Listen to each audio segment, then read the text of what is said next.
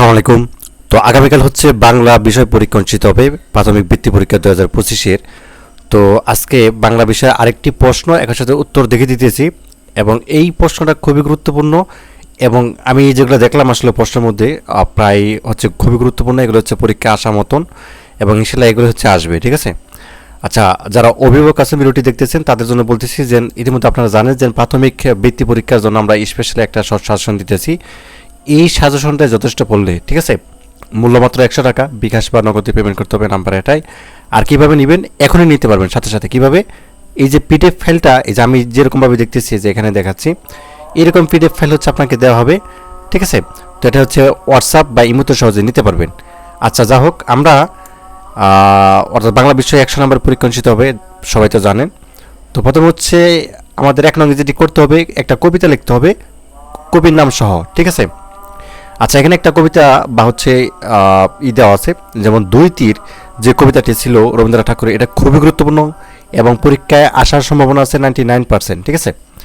আচ্ছা, 2 তীর লিখেছেন কে? রবীন্দ্রনাথ ঠাকুর। আর অবশ্যই কিন্তু প্রত্যেকটা কবিতার নাম এবং হচ্ছে কবির নাম সহ লিখতে হবে। কবির নাম যদি না লেখে তাহলে কিন্তু নাম্বার কম পাবে, ঠিক আছে। আচ্ছা, আমি ভালোবাসি আমার নদীর বালুচর, শরৎকালে যে নির্জনে চকাচকির গড়, সেতাই ফুটে কাশ তটের চারিপাশ, শীতের দিনে বিদেশি সব হাঁসের বসবাস। আচ্ছা, এরপরে আমাদের 2 নঙ্গে দিতে হবে শব্দার্থ।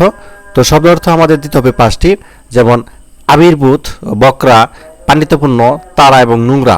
তো আবির্ভূত শব্দ অর্থ হচ্ছে অবতরণ, বকরা শব্দ অর্থ হচ্ছে ছাগল, পাণ্ডিত্যপূর্ণ হচ্ছে জ্ঞান অভিজ্ঞতাপূর্ণ, তারা শব্দ হচ্ছে নক্ষত্র, নোংরা হচ্ছে অপরিচ্ছন্ন, ঠিক আছে। এটার জন্য হচ্ছে 5 নাম্বার বরাদ্দ। এরপরে হচ্ছে তোমাদের 3 নঙ্গে দিতে হবে বাক্য গঠন। বাক্য গঠন তুমি যদি একবার রিডিং করে যাও তাহলে কিন্তু যে কোনো শব্দ আসলে ওটাতে তুমি হচ্ছে বাক্য গঠন করতে পারবে বা বানিয়েও লিখতে পারবে। এটা খুব বেশি একটা কঠিন নয়।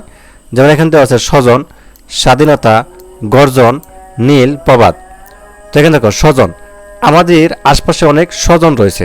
স্বাধীনতা, তো লক্ষ্য পানির বিনিময়ে আমরা পেয়েছি স্বাধীনতা, বা বাংলাদেশ 1971 সালে স্বাধীনতা লাভ করেছে। তো অর্থাৎ তুমি যা কিছুই করো অর্থাৎ বাক্য গঠন হয়ে যাবে, ঠিক আছে। আচ্ছা, গর্জন, 2024 জুলাই বিপ্লবে স্কুলের ছাত্রছাত্রীরাও গর্জনে ওঠে। আচ্ছা, নীল, আমাদের মাথার উপর আছে সুন্দর নীল আকাশ। প্রবাদ, প্রবাদের হাওয়ার শরীরের জন্য ভালো। এরপরে তোমাদের 4 নঙ্গে দিতে হবে শূন্যস্থান পূরণ। তো এখানে শূন্যস্থান পূরণ বসাতে হবে, যেমন ক নাম্বার এখানে দেশ মগজের গিলু পর্যন্ত শুকিয়ে উঠলো কি তেষ্টায়, ঠিক আছে। আচ্ছা, দেশের মাটি দেশের দেশ নানা রকম বেশ, এখানে কি হবে? মানুষের। আচ্ছা, এরপরে গ নাম্বারটা দেখো, ভোর বেলাতেই পাখির দেশ শুনতে শুনতে আমার ঘুম ভাঙে, এখানে কি হবে? গ নাম্বারটা কিচির মিচির। আচ্ছা, এরপরে গ নাম্বার, সূর্য সেনকে দেশ জ্বলিয়ে হত্যা করা হয়, কীভাবে? ফাঁসিতে জ্বলিয়ে হত্যা করা হয়, ঠিক আছে। মাস্টারদা সূর্য সেন অনেকে নাম জানেন। সবুজ বনের দেশটি করে যে জিকিমিক, এখানে হরিত হবে। আচ্ছা, এরপরে 5 নং দিতে হবে সঠিক উত্তরটি উত্তরপত্রে লেখো। তার মানে এখানে বহু নির্বাচনী প্রশ্ন উত্তর আনসার করতে হবে, এখানেও 5টি থাকবে, 5টি আনসার করতে হবে। যেমন কুমড়ো পাখির কথা গল্পে মানুষের কর্মকাণ্ডকে কি বোঝাতে পারেনি? গ নাম্বারটা কুমড়ো, তাই না? তো এখানে গ নাম্বারটা আনসার হবে। তো এরপরে হচ্ছে আমরা দেখব হিজরি শব্দের অর্থ কি। হিজরি শব্দের হচ্ছে এটা গ নাম্বার, মহানবী সাল্লাল্লাহু আলাইহি ওয়াসাল্লাম হিজরিতের দিন থেকে গণনা করা বছর, ঠিক আছে। অর্থাৎ যখন মহানবী সাল্লাল্লাহু আলাইহি ওয়াসাল্লাম হিজরত করেন তখন দিন থেকে ওই দিন থেকে আসলে আজও পর্যন্ত কিন্তু হিজরি সাল চলে আসতেছে, এটাই হচ্ছে বিষয়। অর্থাৎ হিজরতের দিন থেকে গণনা করা বছর, এবং এটা হচ্ছে গ নাম্বারটা যেটা, ঠিক আছে। এই যেটা এখানে উত্তর দেওয়া আছে অলরেডি, দেখতে পাচ্ছেন। প্রথম বাঙালি বিজ্ঞানী হিসেবে বিশ্ববিখ্যাত হন কে? ক নাম্বারটা স্যার জগদীশচন্দ্র বসু, ঠিক আছে। ক নাম্বারটা হবে আনসার। এবং ক্ষীরমূর্লি কিসের নাম? এটা হচ্ছে খ নাম্বারটা হবে পিঠার নাম। ক্ষীরমূর্লি কিন্তু এক ধরনের পিঠা আছে, অনেকে জানে। তো এটা হচ্ছে পিঠার নাম। এবং হাউ চরে কোথায় যেতে চান কবি? তো এখানে খ নাম্বারটা হবে চন্দ্রলোকে যেতে চান।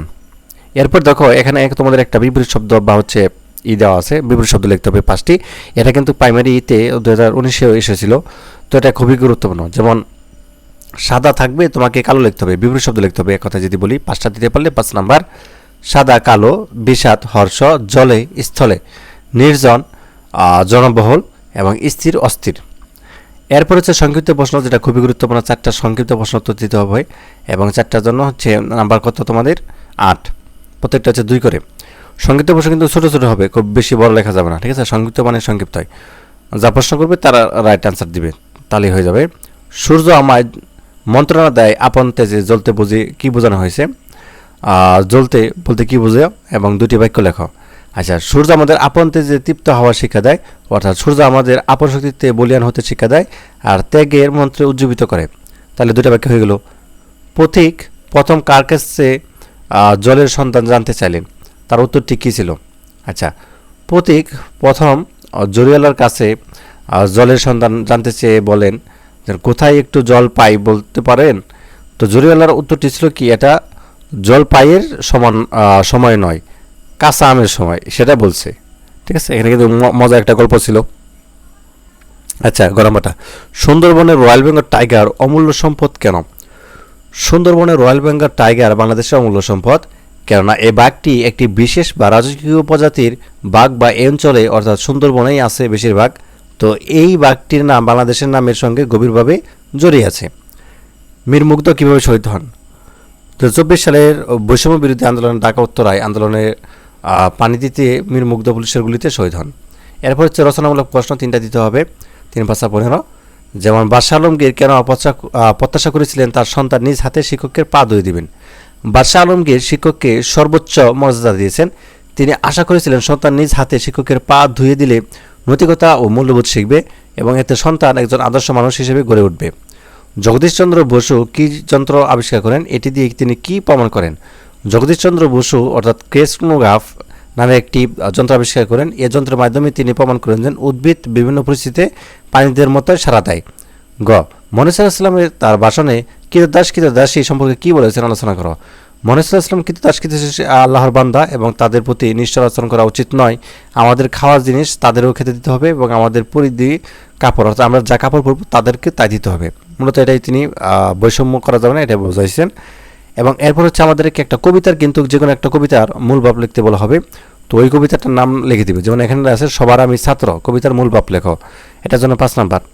তো প্রকৃতির কাছে আমাদের অনেক কিছু শিকার আছে। তো বিশাল আকাশের দিকে আমরা যখন তাকাই তখন তার কাছে শিক্ষা পাই উদারতা, তেমনভাবে বায়ুর কাছে শিক্ষা পাই কর্মী হওয়া, পাহাড়ের কাছে শিক্ষা পাই মন ও মহান হওয়ার, তো খোলা মাঠে আছে কাছে দিল খোলা হওয়ার, এবং সূর্যের কাছে শিখি আপন তেজে দীপ্ত হতে, চাঁদের কাছে শিখি মধুরতা নম্রতা, সাগরের কাছে শিখি বিশাল অন্তরের অধিকারী হতে, এবং আর নদীর কাছে শিখি দ্রুত বেগে ছুটতে।